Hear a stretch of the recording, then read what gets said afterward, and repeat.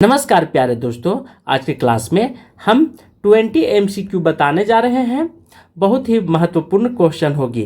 First है, परमात्मा का कुत्ता किसकी रचना है? निर्मल वर्मा, मोहन राकेश, विष्णु प्रभाकर, राजेंद्र जाधव। आंसर मोहन राकेश का। रक्षा बंधन कहानी के लेखक कौन है? जयशंकर प्रसाद, किशोरी लाल गोस्वामी, बंग महिला, विशंबर नाथ शर्मा, जो कौशिक के नाम से भी जाने जाते हैं।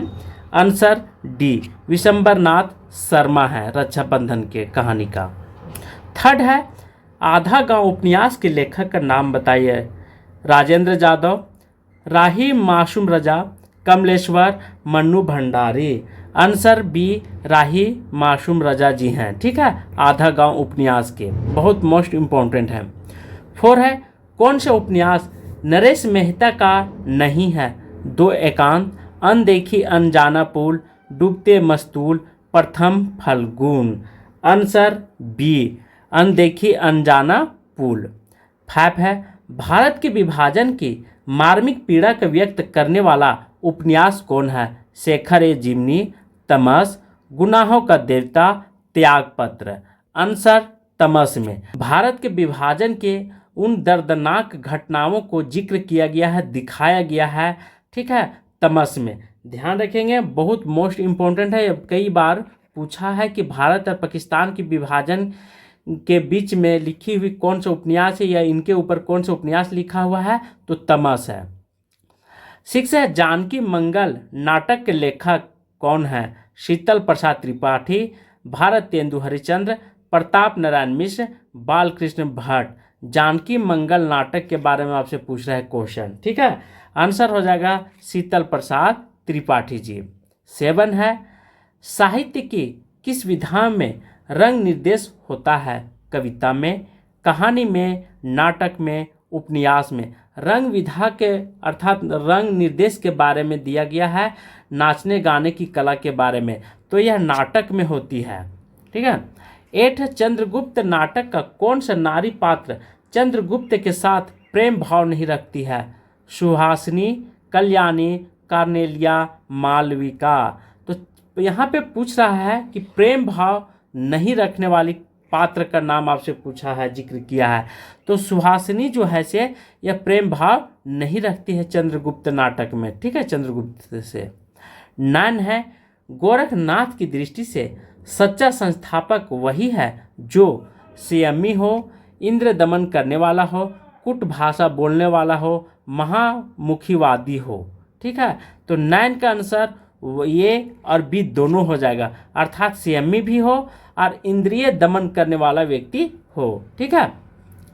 10 है, नवगीत दशक के संपादक राम दशरथ मिश्र, शंभुनाथ सिंह, उमाकांत मालवीय, सोम ठाकुर। नवगीत दशक के संपादक के बारे में चर्चा करा इस क्वेश्चन में। 10 का आंसर डायरेक्ट बी हो जाएगा, शंभुनाथ सिंह जी। 11 है, साखी किसका संकलन है? शमशेर बहादुर सिंह का, कृति चौधरी का, हरि नारायण व्यास का, विजय देव नारायण सिंह का।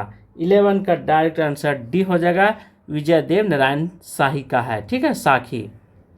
12 है, रामधारी से दिनकर कि किस कृति को आधुनिक युग की गीता कहा गया? मोस्ट इम्पोर्टेंट है दोस्तों, यह यूपी टीजीटी में पूछा हुआ है, कई बार झारखंड पीजीटी में भी आया हुआ है। ठीक है, रेणुका, हुंकार, कुरुक्षेत्र, उर्वशी। क्वेश्चन को फिर से पढ़ेंगे। रामधारी से दिनकर की किस कृति को आधुनिक युग की गीता कहा जाता है? आधुनिक युग का गीता के बारे में यहाँ चर्चा कर रहा है, बहुत मोस्ट इम्पोर्टेंट है। आंसर हो जाएगा कुरुक्षेत्र। ठीक है, गीता पूछ रहा है तो नाम से पता चल रहा है कुरुक्षेत्र। कुरुक्षेत्र में यह महाभारत के ऊपर लिखी हुई उपन्यास है। ठीक है। 13 है, कौन सा काव्य संग्रह सुमित्रा नंदन पंत का नहीं है? पल्लव, ग्रंथ, गुंजन, अनामिका। सुमित्रा नंदन पंत का नहीं है, नहीं के बारे में यहाँ चर्चा कर रहा है, तो डी हो जाएगा, अनामिका। यह सुमित्रा नंदन पंत का नहीं है। 14 है, कलाधर उपनाम से रचना करने वाले का नाम क्या है? सुमित्रा नंदन पंत, सूर्यकांत त्रिपाठी निराला जी, महादेवी वर्मा जी, जयशंकर प्रसाद। आंसर जयशंकर प्रसाद जी हैं। कलाधर के उपनाम से कौन जाने जाते हैं? तो जयशंकर प्रसाद जाने जाते हैं। 15 है, मधुशाला का प्रकाशन वर्ष क्या है? 1935, 1934, 1936, 1933। मधुशाला किनके द्वारा लिखा गया है? तो अमिताभ बच्चन के पिताजी जो थे, ठीक है, उनके द्वारा यह लिखी गई थी। आप कौन थे से आप जरूर कमेंट बॉक्स में लिख करके बताएंगे। आंसर हो जाएगा 1935 में लिखी गई थी, ठीक है, मधुशाला। 16 रंग में भंग नामक काव्य कृति की रचयिता कौन है? भिखारी दास, मलुक दास, मैथिली शरण गुप्त, तुलसीदास। रंग में भंग नामक काव्य कृति किसकी है? ये आपसे पूछ रहा है। आंसर हो जाएगा मैथिली शरण गुप्त का है, ठीक है।